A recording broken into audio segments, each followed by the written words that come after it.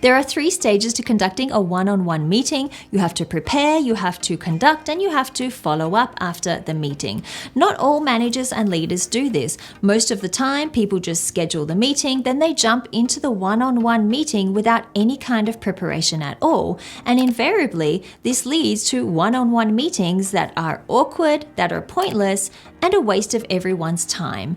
But in this video, I'm going to share with you 5 tips to help you conduct one-on-one meetings with success. Let's get into it. I'm Cara Ronan, leadership coach to emerging leaders. If you want tips on how to advance your leadership skills so you can get promoted and advance into leadership, then subscribe to my channel. Number 1, review your last one-on-one meeting notes. The very first thing you need to do is to prepare for the one-on-one meeting. And the best way to prepare is to review the notes you wrote for the previous one-on-one meeting you had with that person. If you didn't write any notes for that one-on-one meeting, then that's your bad. You really need to learn from this mistake. If you did write notes from your one-on-one meeting with that person, then get out those notes, open that file, and review what you wrote. What were the accountability items decided on at the end of the meeting? What were the issues raised? What were the key points discussed? You need to refresh your memory of these things so you can loop back to them and talk about them with that person if you need to. Think of your one-on-one meeting as a running meeting that flows from one session to the next. Number 2, choose a quiet, calm environment to hold the meeting. Next, you need to choose the right environment where you can conduct the one-on-one meeting. I highly recommend that you choose a quiet and a calm environment where nobody can interrupt you. You need focus for the one-on-one meeting. Your employee needs focus for the one-on-one meeting. But more importantly, you both need to be calm. One-on-one meetings are a very stressful time for employees, and sometimes they're stressful for managers and leaders too. People often go into one-on-one meetings with the fear that they're going to be reprimanded or judged or maybe even fired. You need to calm that person down and help them to approach the meeting and come into that meeting in a very calm and a very confident way.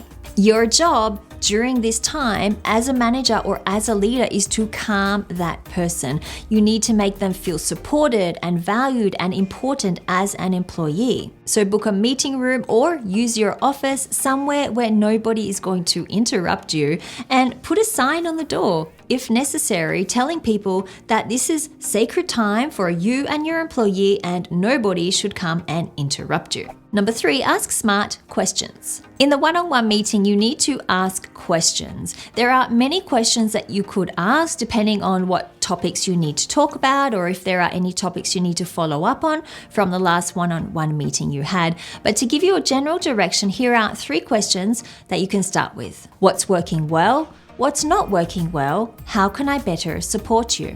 If you're stuck for questions, these are great questions to ask because they'll give you a general idea on that employee's performance and their level of satisfaction at work, and they'll also help you to understand how you can support them better. Being general questions, they invite a variety of answers, and the employee can basically answer however they want. And as such, it allows the employee to guide the conversation to the key points that are important to them. Number 4, give the employee freedom to talk. As the employee answers your questions, you need to give them a chance to talk. You need to allow them to express what they think and feel. You also need to allow them to ask questions if they have any. You see, a big part of one-on-one meetings is to help that employee feel supported and valued. If your one-on-one meetings are only you talking and them listening, like a lecture style type of presentation, then this won't make them feel supported or valued. You won't uncover their concerns, struggles, or areas for improvement, and you're likely to see a high rate of turnover in your team because people aren't satisfied at work. This in turn impacts your reputation as a leader, and not in a good way. So ensure that in every one-on-one meeting that you have with your team, you enable and you allow that person to express what they think and feel, and to ask questions if they have any. Number 5, decide on accountabilities. Before your one-on-one meeting ends, you need to decide on accountabilities or next steps that both or either of you need to take. So based on what you have discussed, what are the tasks that you are responsible for? What are the tasks that your employee is responsible for? Each person needs to leave the meeting with a clear idea on what the next steps are for them, because this is something that you're going to follow up on in your next one-on-one meeting with that person. Now, some one-on-one meetings will be performance reviews, which have a very different and specific process to prepare, to conduct, and to follow up. If you are approaching a performance review as a leader and a manager and you want to know how to do it, then you need to watch this video right here. Thank you so much for watching. I hope you enjoyed this video, and I'll see you next week.